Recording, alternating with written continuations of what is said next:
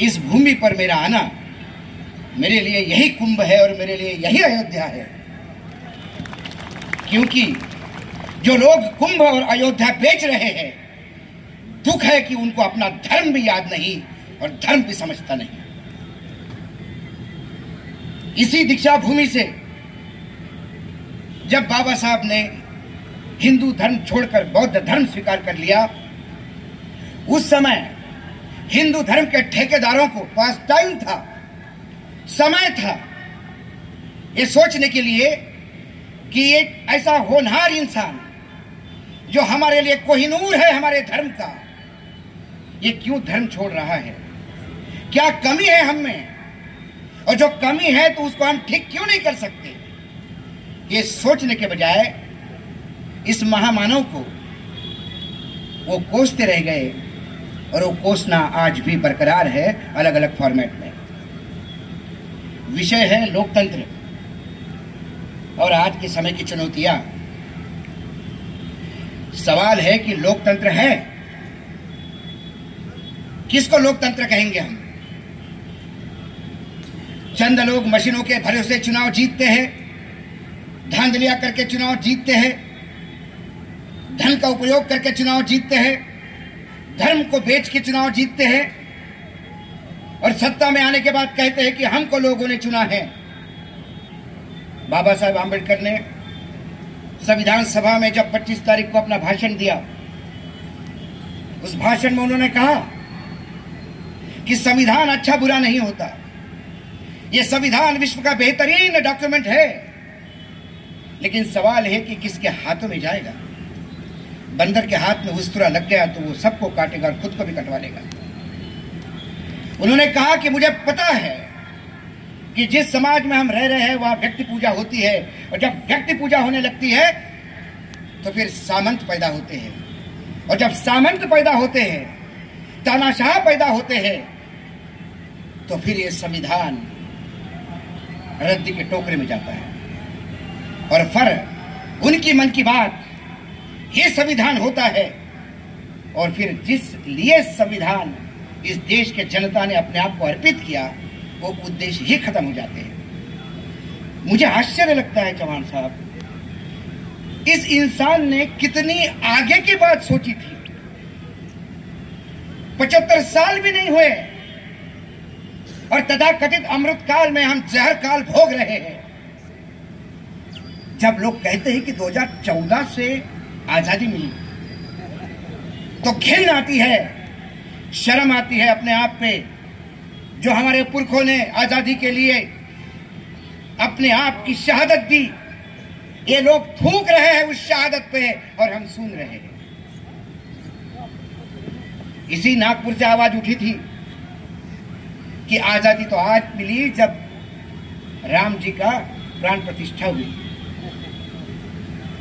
राम जी की प्राण प्रतिष्ठा होने के मायने यदि आजादी है तो राम का नाम लेने वाले मैं तमाम उन लोगों को पूछता हूं, राम को समझे क्या आप? राम का नाम लेने के पहले राम को समझिए, राम को जानिए, क्योंकि राम ये पूजा की वस्तु नहीं, राम मंदिर के मूर्ति में नहीं, राम अपने जीवन में उतारने के लिए है। लेकिन आपने क्या किया? राम का धंधा बना दिया। जब राम को बेचोगे तो राम वहां होगा कहां? इनको सामंती राम चाहिए, इनको शबरी के बेर खाने वाला राम नहीं चाहिए, इनको वानरों के भरोसे जाने वाला राम नहीं चाहिए, इनको सोने के मूर्ति में ढला हुआ राम चाहिए। राम का सूर्य तिलक होगा, राम को 56 भोग देके जाएंगे। जिस देश में 85 करोड़ लोग या 81 करोड़ लोग, जो आंकड़ा प्रधानमंत्री बताते हैं, जिस देश की लोक संख्या का 70% रात को भूखा सोता है यदि सरकार ने अनाज नहीं दिया, 70% जनता जिस देश की सरकार के भीख पे जिंदा है, वहां का भगवान, वहां का राम कैसे पकवान खा सकता है, वो प्रसाद कैसा ग्रहण करेगा, यह सवाल है आज मेरा उन तमाम हिंदुओं को। मैं भी हिंदू हूं, लेकिन सवाल है हिंदुत्व कौन सा हिंदुत्व आप जबरन थोपे जा रहे हैं हम पे। ये राम के जुलूस में तलवारें नाचती है, ये राम है? अरे राम ने तो रावण पे भी जब चढ़ाई की तो युद्ध के पहले अंगद को भेजा, जा दूत बन के जा, शांति दूत बन के जा, समझा उस अहंकारी को, युद्ध ना कर, सीता को वापस कर। उस राम के अनुयायी राम जन्म के दिन तलवारें लेके प्रदर्शन करते हैं, और इस देश में तलवारों का प्रदर्शन करते हुए, नाचते हुए, गंदी गंदी गालियां देते हुए जुलूस निकलते हैं, और सरकार उसको प्रोटेक्शन देती है, ऊपर से फूल बरसाती है। और मुस्लिम समाज के कुछ लोग मात्र वक्फ बिल पसंद नहीं, इसलिए काली पट्टी बांध के नमाज पढ़ते हैं, तो उनको नोटिस इशू होते हैं और 2 लाख रुपए का सिक्योरिटी बॉन्ड भरना पड़ता है। आप ही के उत्तर प्रदेश में हुआ है, चौहान साहब ही। क्या ये लोकतंत्र है? कुछ बात ऐतिहासिक तथ्य रखता है पार्लियामेंट के पटल पर, और एक समाज के लोग उसके घर पे हमला बोलते हैं हजारों के तादाद में। पुलिस मूक दर्शक बनी रहती है, क्योंकि वहां ठाकुरों का राज है। जिस प्रदेश का मुख्यमंत्री ये कहता हो कि मैं ठाकुर हूं, मुझे गर्व है, प्रजातंत्र तो उसी दिन, लोकतंत्र तो उसी दिन मर गया। सामंतीशाही आई है, तानाशाही आई है। पहले तो हम कहते थे कि 2014 के बाद लोकतंत्र के मुखौटे पे तानाशाह है, अब तो तानाशाह बदतमीजी से अपना शरीर दिखा रहा है और बदतमीजी से बोलता है, हां मैं तानाशाह हूं, तुमको जो करना सो कर लो। और हम ये सब ढूंढ रहे हैं। आज का दिन यदि सही मायने में, तो हम सबको इस महामानव के चरणों में माफी मांगनी चाहिए कि उन्होंने जो परिकल्पना की थी लोकतंत्र की, उन्होंने जिस संविधान की स्थापना की थी, आज वो संविधान पैरों के नीचे लगातार उसकी धज्जियां उड़ रही है, और हम लोग आज अंबेडकर जी को नमन कर रहे हैं। नमन नहीं, हमें माफी मांगनी चाहिए। बाबा साहब, मैं माफी मांगता हूं आपसे कि हम इतने नाकारा हो गए कि आपने दिया हुआ संविधान भी नहीं संभाल पाए, और आपने दिया हुआ मतदान का अधिकार हमने बेच दिया और तानाशाहों को सत्ता दे दी। संविधान बदलने की बात करते हैं, ये संविधान बदलेंगे? आपके मुख्यमंत्री देवेंद्र फडणवीस चुनाव के बाद बोलते हैं कि विपक्ष झूठी अफवाह फैला रहे थे। कौन अफवाह फैला रहा था झूठी? कौन है हेगड़े? क्या भाजपा ने उसको पार्टी से बाहर निकाल दिया? कौन है लल्लन सिंह? क्या उसको पार्टी ने बाहर निकाल दिया? कौन है मिर्जा, ज्योति मिर्जा? क्या पार्टी ने उसको बाहर निकाल दिया? और एक तो बहुत बड़ा नाम है, और वो सज्जन विवेक दुबराय, ये प्रधानमंत्री के आर्थिक सलाहकार समिति के अध्यक्ष है, जो प्रधानमंत्री के बताते हैं कि देश की आर्थिक नीति कैसी होनी चाहिए। ये अपने देश के प्रमुख एक संस्था है, उसके अध्यक्ष है। 2017 में उनको अध्यक्ष बनाया गया, आज भी उसी जगह पे विराजमान हैं। वो 26 जनवरी के पहले एक अंग्रेजी अखबार में 8 कॉलम में एक आर्टिकल लिखते हैं और बोलते हैं कि अब संविधान में संशोधन की जगह नहीं, ये संविधान कूड़ादान हो गया है, ये ब्रिटिश कॉलोनियल का है, ये एब्सोल्यूट हो गया है, इसको पूर्ण रूप से फेंक के नया संविधान बनाना होगा। We will have to revisit the drawing board, हमें फिर से एक बार वापस जाके संविधान लिखना होगा। क्या समझता है ये इंसान इसके बाप का देश है कि चंद टुकड़ों पे पलने वाले ये लोग ये संविधान को गाली देंगे? संविधान पढ़ा भी है, संविधान के लिए सैकड़ों घंटे की चर्चा हुई, वो चर्चा का डिबेट जाके सुनिए, तब पता तो पड़ता है कि ये एक समुद्र मंथन है जिसमें से ये अमृत निकला था।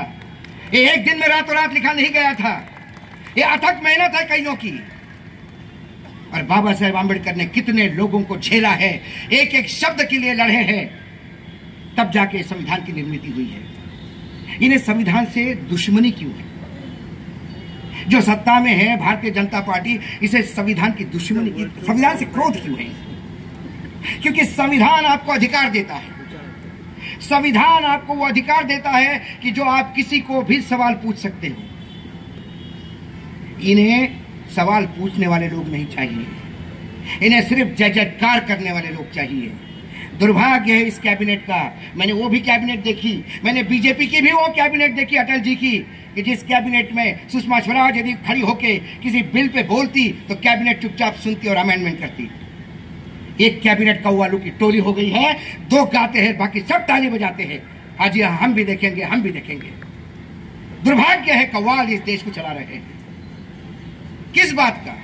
मेरा आह्वान है बीजेपी के किसी भी प्रवक्ता को, किसी भी मंत्री को, आंकड़े सरकारी होंगे, चौहान साहब आप तो पढ़ाते हैं लोगों को, आंकड़े ईडी सरकार के होंगे, ये मुझे सिर्फ बता दे 2014 से 2025 तक क्या उपलब्धि है देश की। 370 क्या हुआ? 370 का क्या बोला गया था? 370 किस लिए? आतंक खत्म करने के लिए। आतंक खत्म हुआ? रोज अखबार में छपता है 3 आतंकवादी मर गए, 4 जवान शहीद हो गए। ये आईपीएल का स्कोर है क्या? नोटबंदी आएगी, आतंक खत्म हो जाएगा, ब्लैक काला पैसा आएगा। कहां से आया काला पैसा? काला पैसा व्हाइट हुआ। अजब टाइप की नोटबंदी है। मैं भी इकोनॉमिक्स का छात्र हूं। डिमोनेटाइजेशन उसको कहते हैं कि बड़े नोट रद्द करके छोटे नोटों के भरोसे चले ताकि काला पैसा बाहर आए। ये कौन सा डिमोनेटाइजेशन है भाई? छोटे बड़े नोट खत्म करो और उससे भी बड़ा नोट ले आओ। मतलब 1000 के 5 लाख रुपए देने के लिए 5 बंडल चाहिए, ये 2000 में 2 ही बंडलों में काम करवा रहे। भ्रष्टाचार खत्म हो जाएगा काला पैसा आने के बाद। उसके बाद तुरंत चुनाव हुआ, चुनाव में इलेक्शन कमीशन ने पहले चुनाव में नोटबंदी के बाद जो आया 110 करोड़ रुपए कैश पकड़ा। कहां से आया पैसा? ये कहां गया? इस सरकार की एक आदत है, जब इनको सवाल पूछो तो दूसरी कहानी बताना शुरू करते हैं, और फिर कुछ नहीं हुआ तो जवाहरलाल नेहरू और इमरजेंसी तो ही आपातकाल आपने किया। अब उसमें भी खत्म नहीं हुआ तो औरंगजेब आने लगे, बाबर आने लगे, अब तो ये समुद्र मंथन पे भी जाने लगे, ब्रह्म की उत्पत्ति भी बताने लगे, क्योंकि इनके पास जिनके पास वर्तमान में कुछ बताने के लिए नहीं होता, जिसके पास भविष्य का प्लान नहीं होता, वो हमेशा अतीत के भरोसे रहता है। अरे अतीत तो सिखाता है आपको, अतीत पूजने का होता है, अतीत बताने का नहीं होता। आपका क्या है? आपने 2014 के बाद क्या करके लाया ये बताए देश को। 2014 के बाद देश पे बढ़ा है तो 205 लाख करोड़ का कर्जा, 54 लाख से 205 लाख करोड़ का कर्जा। मोदी जी ने एक बात कही, आप में से हर एक को लखपति बना दिया, हर एक के ऊपर 1.25 लाख कर्जा है, सब आप लखपति हो गए। आपको भिखारी बना दिया 5 किलो अनाज पे, किसानों को भिखारी बना दिया 6000 रुपए साल पे, महिलाओं को भिखारी बना दिया 1500 रुपए पे। क्यों चाहिए? इस देश की महिला इतने कर्तृत्वहीन है कि तुम 1500 रुपए दोगे? क्यों चाहिए 1500 रुपए? उन्हें इस लायक बनाओ कि वो तुम्हें 1500 रुपए दे, लेकिन उस लायक बनाने के लिए तुम में कुछ औकात होनी चाहिए। सुबह से शाम तक ऑटो रिक्शा सरकार चलाते हैं, तेरे 2%, मेरे 2%, तेरे 2%, 6% हो गए, और 2% दिल्ली वाले के, ऑटो चलाने वाले के, क्योंकि सरकार तो दिल्ली से चल रही है। लोकतंत्र कहां है? कौन सा लोकतंत्र? शिक्षा को लेके सबसे पहले यदि मैं नमन करता हूं, आज मैं पढ़ लिखा पाया हूं तो इस इंसान के वजह से, आज मैं यहां खड़ा होकर बोल रहा हूं तो इस इंसान के वजह से, और आप सुन रहे हैं तो इस इंसान के वजह से। आज महाराष्ट्र सरकार में आपको पता नहीं होगा, सारे के सारे सरकारी स्कूल आउटसोर्सिंग कर दिए हैं। जो सरकार बच्चों को पढ़ा भी नहीं सकती, ऐसे नाकरा सरकार के हम जय जयकार करते, ये हमारा दुर्भाग्य है, ये हमारी नपुंसकता है कि जो हम इनको झेल रहे हैं। और ये सब करते हुए हम नमन करते हैं। किस मुंह से हम फूल चढ़ाते हैं? क्या हम उस लायक है कि इस महामानव के चरणों में फूल भी चढ़ाएं? मत मनाइए जयंतियां, मत चढ़ाइए फूल। आंबेडकर जी का सपना साकार करने का प्रयास भी करोगे तो बाबा साहब ऊपर से हंस के लगेगा कि नहीं, जिंदा है, अभी जिंदा कौम है इस देश में, सब मरे नहीं हैं। यहाँ स्कूलों में टीचर नहीं है, वहाँ अमरावती के पास जो आदिवासी क्षेत्र है वहाँ आज भी डॉक्टर नहीं है। आपके लखनऊ में एक दीवार गिरने के एक युवक जख्मी हो जाता है तो साइकिल पे एक छोटा बच्चा उसको वो हाथ गाड़े पे ठेलते हुए लेके जाता है। आज इस देश में, आज इस महाराष्ट्र में, बहुत महाराष्ट्र बड़ा है ना, इस महाराष्ट्र में एम्बुलेंस से ज्यादा एम्बुलेंस चलती है, दो बांबू के बीच में साड़ी बांध के महिला को लिया जाता है, किलोमीटर दूर चली जाती है।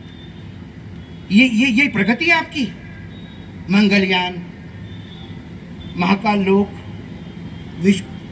कौन सा कॉरिडोर, इतना मंत्री, इतना टूरिस्ट आया, 5 करोड़ लोगों ने कितने 26 करोड़ लोगों ने डुबकी लगाई, 65 करोड़ लोगों ने डुबकी लगाई। हमने कहा भाई रेलवे कहती है 5 करोड़ लोगों को लेके गए, अब 65 में से 5 तो 60 करोड़ लोग रोड से आए होंगे। अब 1 महीने में 60 करोड़ लोग लगातार गाड़ियों से भी आओगे तो गाड़ियां बांग्लादेश क्रॉस करके जापान तक जाएगी।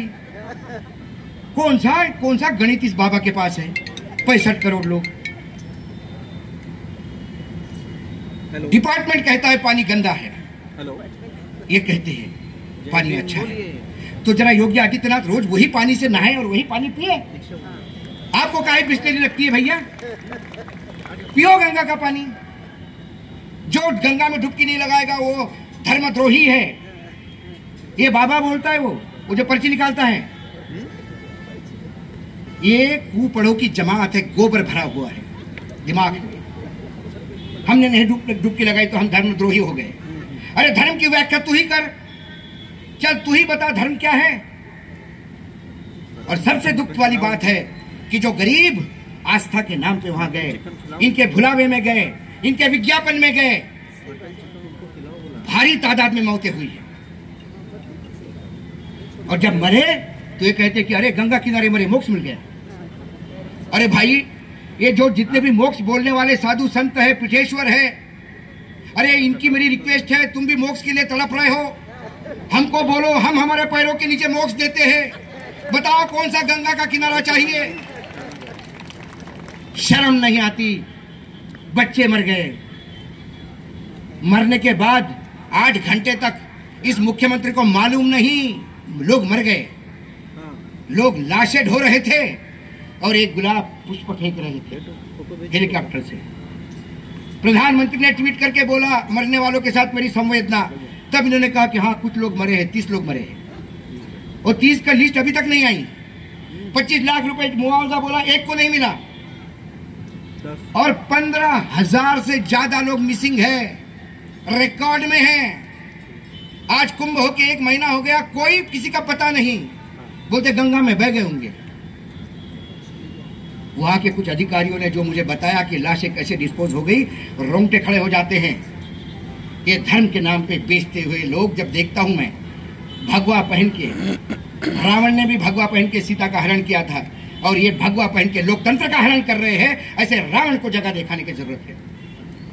आज हम इसलिए नहीं आए कि हम वंदन करने आए हैं, आज इसलिए आए कि हम, जैसा चौहान साहब ने बोला, हम बहुत छोटे रोल में हैं। हम जग जागरण करने का प्रयास करते हैं। हम इस जनता को, आपको, आपकी ताकत दिखाने का प्रयास करते हैं। आप अपनी ताकत को समझिए। 30 सेकंड मिलते हैं बटन दबाने के लिए।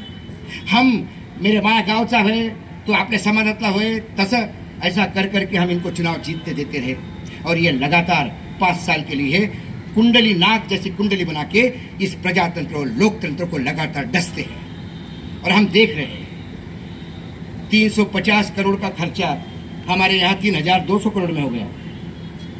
70,000 करोड़ का गबन करने वाला उप मुख्यमंत्री बन गया, जो जेल में था वो मंत्री बन गया। वो कभी कि मुझे उसका इंदौरी का शेर आ जाता है कि एक हादसा बाजार में हो गया, जो नहीं हुआ वो अखबार में छप गया। कद्र करो चोर उचक्के बदमाशों की, कि पता नहीं कौन कब की सरकार में आ जाएगा। ये हाल है इस देश के। इसलिए मैं कहता हूं, जब लोग कहते कि लोकतंत्र, तो मैं हंसता हूं। कहां है लोकतंत्र? बोलने पे पाबंदी है। लोकतंत्र पे अभी हाल ही में मैं कुछ आर्टिकल पढ़ रहा था, तो मनु शर्मा एक बहुत बड़े साहित्यिक हो गए हैं। आपातकाल के जमाने उन्होंने कुछ पंक्तियां लिखी थी और फिर उनको अंडरग्राउंड होना पड़ा था। जब वो पंक्तियां मेरे पास आई तो पंक्तियां पढ़ने के बाद मुझे लगा कि वर्तमान में तो वही है। अब लोकतंत्र बोलते ना, कहां है? उन्होंने यही कहा, शोर मत मचाइए, चुपचाप बगल से गुजर जाइए, यह मत देखिए कि यहां क्या हो रहा है। शोर मत मचाइए, चुपचाप बगल से गुजर जाइए। ये हम मत देखिए कि यहाँ क्या हो रहा है। ये अस्पताल का इमरजेंसी वार्ड है, यहाँ प्रजातंत्र सो रहा है। आज भी प्रजातंत्र सो रहा है। संविधान, किस बात का संविधान? जब आदरणीय प्रधानमंत्री ने दूसरी बार आके सेंट्रल हॉल में संविधान के सामने पहली बार आए तो पार्लियामेंट को उन्होंने साष्टांग दंडवत कर दिया था, वो ये बताने के लिए कि ये बिल्डिंग अब कुछ दिनों की है। बाद में समझ में आया। जब उन्होंने संविधान को नतमस्तक किया तो उसके मायने ये थे कि बहुत रह लिए बाहर, अब अंदर चले जाओ, अब देश में चलाऊंगा। संविधान है कहाँ? कौन सा संविधान? राम जन्मभूमि का ट्रस्ट बनता है, ध्यान से सुनिएगा। उस ट्रस्ट के रूल में यह लिखा है कि वहां का कलेक्टर पदेन मेंबर होगा, एक्स ऑफिशियो। यदि वो हिंदू धर्म से नहीं होगा तो उसके नीचे वाला अधिकारी मेंबर होगा। यदि नीचे वाला भी हिंदू नहीं होगा तो उसके नीचे वाला हिंदू होगा। राम जन्मभूमि पर हिंदू ही होना चाहिए, ठीक है, आपकी इच्छा। फिर वक्फ बोर्ड पे आपको हिंदू क्यों चाहिए? और उससे भी ज्यादा बुद्ध गया में जो संघर्ष चल रहा है वो बुद्ध की भूमि है, वहां एक कमिटी है, वहां आधे मेंबर हिंदू क्यों चाहिए? किस लिए चाहिए? वहां आंदोलन चल रहा है, इनके कान पे जू नहीं रेंगती। एक दलित नेता, विरोधी पक्ष नेता है मध्य प्रदेश में, वो एक मंदिर में जाता है तो बीजेपी के नेता उस मंदिर को गंगा जल से धोते हैं, बोले पवित्र हो गया। मैं तो आह्वान करता हूं कि जो भी नेता आता है यहां पे दीक्षा भूमि पर श्रद्धांजलि देने, उसके बाद फिर से एक बार धोना चाहिए इसको, क्योंकि ये अंबेडकर जी को बेचते हैं, ये हमारे बाप को बेचते हैं। अधिकार इनको किसने दिया? अंबेडकर चाहिए तो समग्र ले लीजिए, टुकड़ों में अंबेडकर नहीं मिलता। अंबेडकर जी चाहिए तो वो अंबेडकर भी ले लीजिए जो बोलता है मैं ब्रह्मा विष्णु महेश को नहीं मानूंगा, मैं किसी भगवान के अवतार को नहीं मानूंगा। और वो अंबेडकर चाहिए कि आपको ये पूछो पहले, ये कोई बकरा नहीं है कि दो नली और गुर्दा दे दे। ये बाप है हम पूरे देश का, टुकड़ों में नहीं बटेगा, समग्र चाहिए, लेकिन इसको साथ में रखने की औकात भी चाहिए। अंबेडकर नाम को संभलने की ताकत चाहिए। ये लोग ये व्यापारी हैं, इसलिए ये बेचने का प्रयास करते हैं और कुछ लोग खरीद लेते हैं, ये दुर्भाग्य है। ये अपने भगवानों को नहीं छोड़ते तो ये अंबेडकर जी को कहां से छोड़ेंगे? इसीलिए मैं कहता हूं कि क्या अधिकार है आपको? क्यों आए आप? किस बात से श्रद्धांजलि देने आए अंबेडकर जी को? इसलिए कि अंबेडकर जी को मानने वाला बहुत बड़ा वर्ग है इस देश में, इसलिए कि चुनाव में उनका मत चाहिए आपको। कोई भी नेता भाषण में शुरू करता है फुले शाहू आंबेडकरांची भूमी आणि महाराष्ट्रात शेवटच्या माणसापर्यंत। अरे काय बोलतो रे बाबा, ये क्यों बोल रहा है तू? क्यों ले रहा है इन महापुरुषों के नाम? शाहू समझता है? तुम्हें आंबेडकर समझ में आए? कभी ज्योतिबा फुले समझ में आए? इस देश में एक सिस्टमैटिक षड्यंत्र चल रहा है, हमें उससे सावध होने की बात है। आंबेडकर जी को दलितों के नाम थोप के आंबेडकर जी की महानता कम करने का एक षड्यंत्र है। आंबेडकर जी दलितों के नहीं, वो मानवता के पुजारी थे, हम सब के बाप थे, चाहे तुम आंबेडकरवादी हो या ना हो। उसने आपको जो ताकत दी है वो विश्व में किसी के पास नहीं। एक बार ओबामा आए थे अमेरिका से, मनमोहन सिंह प्रधानमंत्री थे, तो ओबामा जी ने उनको एक किताब दी। अब भाई मनमोहन सिंह और ओबामा होंगे तो किताब ही देंगे ना, दोनों पढ़े लिखे। अब अमेरिका से कोई आएगा तो वो अनपढ़ है और यहाँ कुपढ़ है, तो ये किताब तो दी नहीं जाती, शॉल वॉल दी जाती है। तो ये दोनों जब किताब दी तो उन्होंने अपने पेन से कुछ लिखा और किताब दी। सीताराम येचुरी खड़े थे, सीताराम येचुरी ने कहा, किताब ली मनमोहन जी के हाथ से, उसमें लिखा था from the oldest democracy to the biggest democracy. Sitaram Yechury ने कहा, excuse me mister prime minister, president, I think you are wrong. It is not only the largest democracy, it is also the oldest democracy. तो वो बोला how come, या ऐसा कैसा? बोला हमारे देश में महिलाओं को जब अधिकार मिला मतदान का, उससे 12 साल बाद अमेरिका ने दिया। तो ओल्डेस्ट डेमोक्रेसी हम हैं। Don't define democracy according to you what you think so. और उन्होंने कहा कि yes I correct myself. ये क्यों हुआ? हम सबसे पुरानी लोकतंत्र क्यों बने? हम सबसे बड़ा लोकतंत्र क्यों बने? लेकिन जो डर था बाबा साहब को, उस डर को हम साकार होने दे रहे हैं। हमारा दायित्व था कि बाबा साहब ने जो डर उनके मन में था, हमको सामने आके कहना था कि बाबा साहब आपने हमारे लिए इतना किया, हम क्या आपके लिए इतना नहीं कर सकते कि जो आपको डर है वो हम होने नहीं देंगे। लेकिन दुर्भाग्य है अब वही हो रहा है। यहाँ पे सब कुछ मोदी है। मुझे मतलब जैसा कि मैंने कहा कि इनको सिर्फ दलितों का नेता बोल के लोग महिमा मंडित करते हैं, इनका बाबा साहब का बेसिकली आप खच्चीकरण कर रहे हैं। विश्व में ऐसा इकोनॉमिस्ट नहीं पैदा हुआ जो बाबा साहब की बराबरी आज भी कर ले। जितने इकोनॉमी में जितने लोग नोबेल पारितोषिक लेते हैं, वो सबके कलेक्शन में बाबा साहब की किताबें और उसको पढ़ते हैं। बाबा साहब जैसा इकोनॉमिस्ट इस विश्व में आज भी नहीं पैदा हुआ, लेकिन वो किसी को नहीं बताया जाता है। अभी सातारा के महाराज आए थे, मैं 11 तारीख को ज्योतिबा फुले जयंती थी तो पुणे में ऐसे ही भाषण था। वो आए और उन्होंने कहा कि ज्योतिबा फुले सब ठीक है, उन्होंने छत्रपति शिवाजी महाराज का ही अनुकरण किया है। और स्कूल पहला जो महिला का स्कूल है वो हमारे परिवार ने शुरू किया था, इन्होंने नहीं शुरू किया था। ये किस बात की बात है?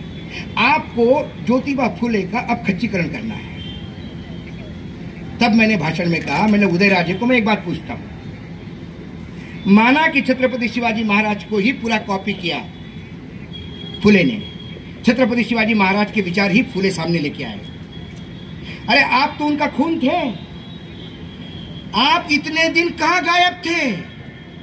क्यों महात्मा ज्योतिबा फुले को यह काम करना पड़ा जो तुमको करना था?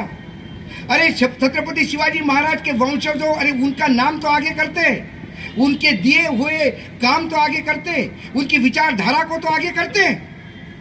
आप तो उस पार्टी के सांसद हैं जो पार्टी गाली देती है किसानों को। 700 मर गए तो मेरे लिए मर गए क्या प्रधानमंत्री कहते हैं? और छत्रपति शिवाजी महाराज के पत्र है अपने सूबेदारों को, जब अकाल पड़ा तो किसानों के लिए क्या क्या करना चाहिए। और इतना ही आपको छत्रपति शिवाजी महाराज के प्रति प्रेम था तो फिर आप क्या कर रहे थे? छत्रपति शिवाजी महाराज की समाधि कहां थी आपको पता नहीं था? महात्मा ज्योतिबा फुले को जाके समाधि का रिस्टोरेशन करना पड़ा, समाधि को दुनिया के सामने लाना पड़ा, समाधि के वहां पूरी साफ सफाई करके एक नया रूप देना पड़ा। तो आप लोग कहां थे? कहां थे आपके पूर्वज? फू है ऐसे महाराजाओं पे। छत्रपति शिवाजी महाराज रोते होंगे ऊपर जब उनको पता होगा कि इतने कुपूत पैदा हुए उनके उसी वंशज में, जो आज उस पार्टी की पालकियां उठा रहे हैं, जो पार्टी छत्रपति शिवाजी महाराज के विचारों को रोज रोनते हैं, रोज उसका खच्चीकरण करते हैं। ये छत्रपति शिवाजी महाराज का नहीं, ये ज्योतिबा फुले को नीचे दिखाने का प्रयास था। क्योंकि इनका दुर्भाग्य, इनके पास कोई महापुरुष है ही नहीं। अब इनको उधार का सिंदूर चाहिए, और उधार के सिंदूर के लिए पटेल साहब हमारे, पटेल साहब ने संघ पे बयान लगाया था, वो पटेल साहब इनके प्रिय हो गए। महात्मा गांधी हमारे, महात्मा गांधी की हत्या किसने की सारी दुनिया जानती है। फिर अब महात्मा गांधी हमारे, भगत सिंह हमारे, भगत सिंह घोर लेफ्टिस्ट थे, उनका कोई लेना देना नहीं था। आज भगत सिंह जिंदा होते तो इन्हीं पे बम फेंकते, फिर से एक बार पार्लियामेंट में बम फेंकते। लेकिन भगत सिंह अब इनके हो गए, ज्योतिबा फुले इनके हो गए, शाहू महाराज इनके हो गए, जो बड़े लोग हैं इनके हो गए, क्योंकि इनके पास अपना कुछ नहीं। ये वो नागोबा है जो चीटियों के बिल में जाके बैठते हैं, आप बनाओ मैं आके बैठूंगा। इनसे हमको सावध रहना है। इनकी ना अपनी विरासत है, ना इनकी अपनी सरकारें हैं। या तो चुनाव में सरकार जीतते हैं, नहीं तो फिर खरीद के, डरा के, धमका के सरकार बना लेते हैं और बोलता है कि हमारे इतने राज्यों में सरकारें हैं। अरे बाबा, मैंने कहा कि एक बार मेरे पास सीबीआई, इनकम टैक्स और ईडी सिर्फ 1 महीने के लिए दे दो, मेरे घर के आंगन में पूरी कैबिनेट लग जाएगी, सब लोग हाथ बन के खड़े होंगे ऐसे। वानखड़ी जी, आप ही बताओ क्या करना है? सबके रेले हैं, फाइलें निकालने में टाइम नहीं लगता। लेकिन यह हमारा दुर्भाग्य है कि हमारे नेता भी भ्रष्ट है दोनों तरफ से। इस नेता को भ्रष्टाचार के चलते सब चुप हो जाते हैं। कांग्रेस के ये हाल थे कि कांग्रेस को अध्यक्ष चाहिए था यहाँ पे महाराष्ट्र में। जिसको बोले मैं अध्यक्ष नहीं बनता, मेरे कॉलेज से बोले नहीं मैं अध्यक्ष नहीं बनता, मेरी 2 शुगर मिल है, नहीं मैं अध्यक्ष नहीं बनता, मेरी 4 इंडस्ट्री है।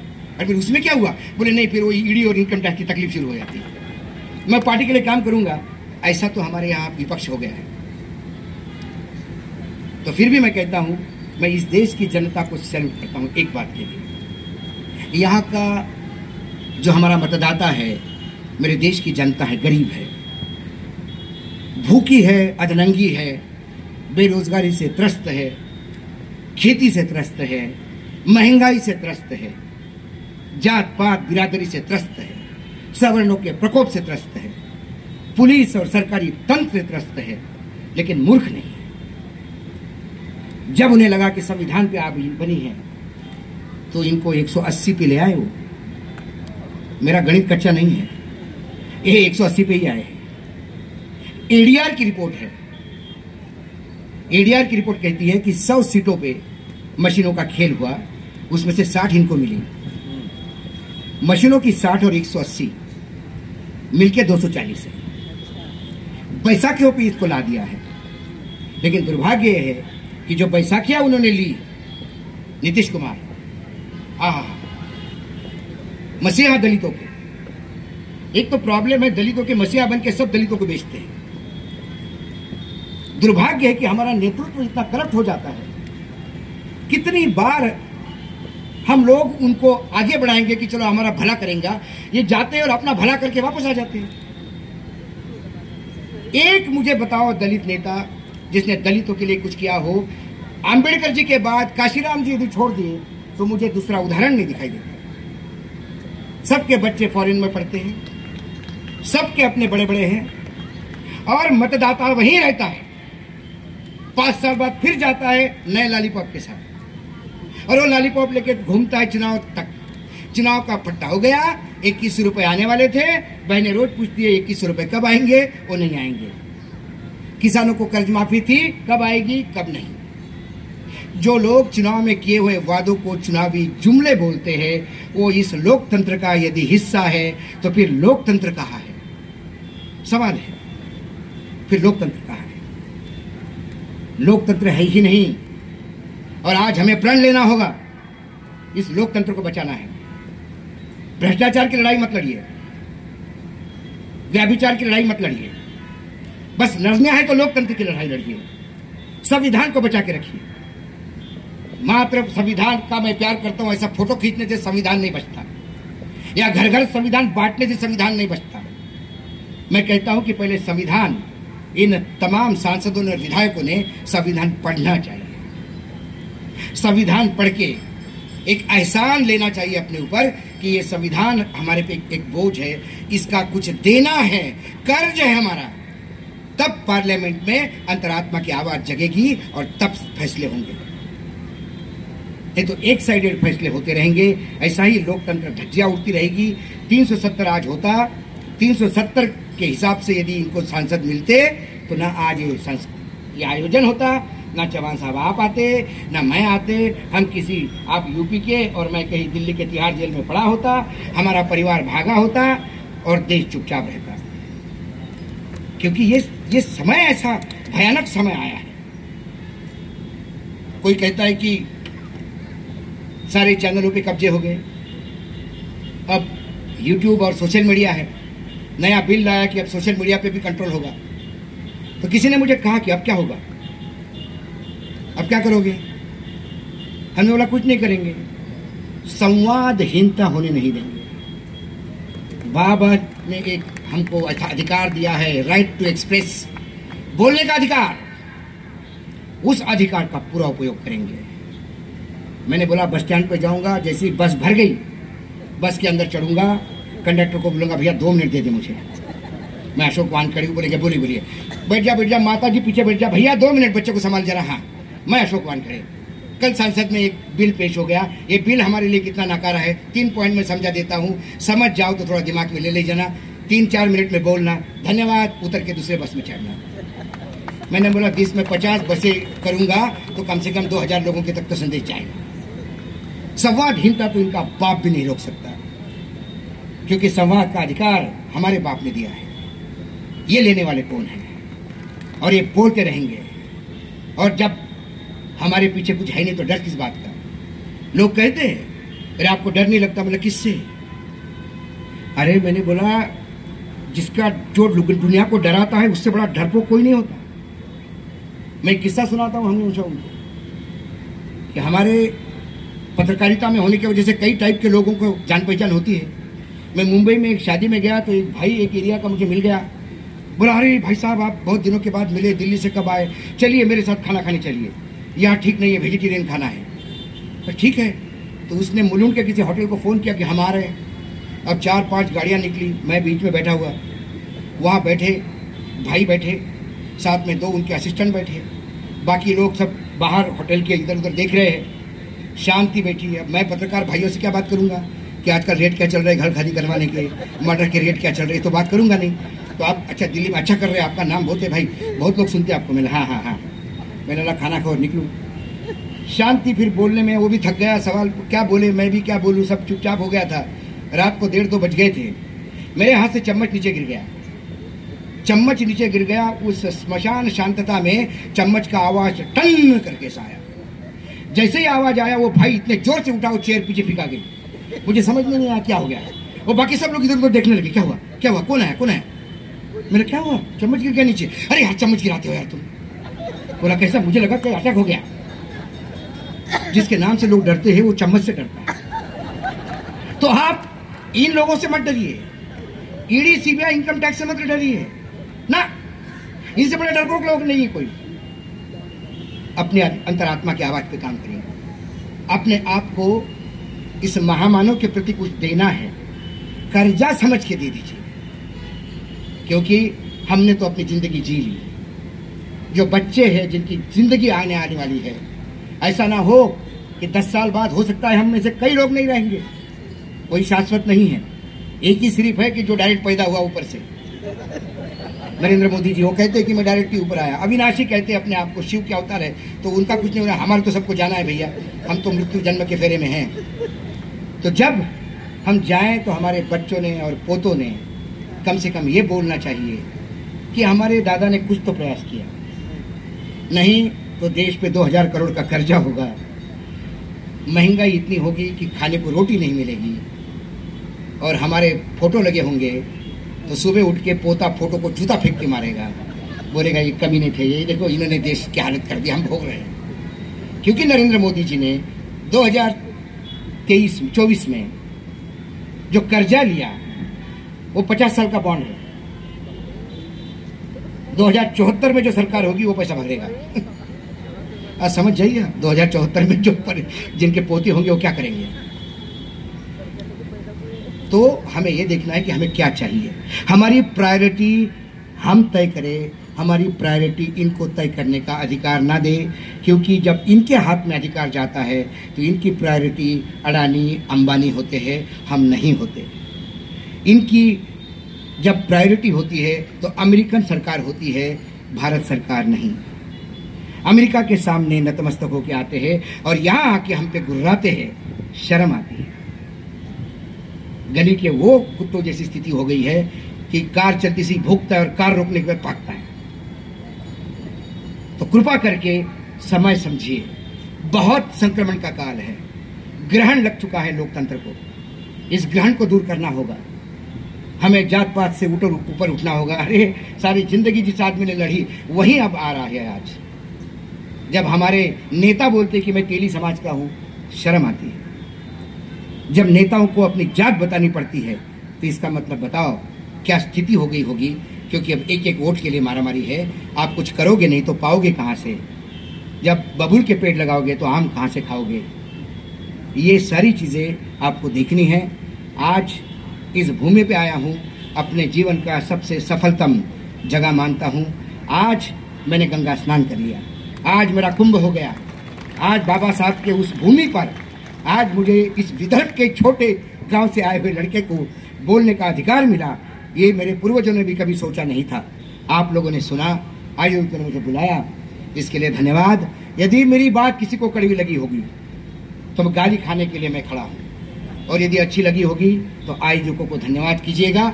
और यदि थोड़ा बहुत जोश आप में बचा होगा तो मेरे साथ 3 बार नारे लगाएगा, जय भीम, जय भीम, जय भीम।